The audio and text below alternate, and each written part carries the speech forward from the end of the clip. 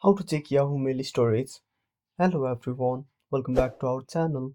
So let's dive right in without wasting any time. Also make sure to watch this video till the end. So first of all, open up your web browser, then tap on the search bar and type Yahoo Mail. Then tap on search at the bottom right corner and open up the first website. Then tap on three dots at the top right corner. Now simply enable desktop site. Now simply zoom in. Then tap on the gear icon.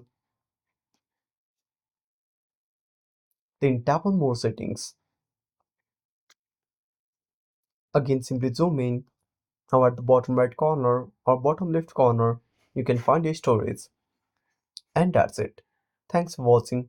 Make sure to subscribe our channel and hit the bell icon. See you in the next video.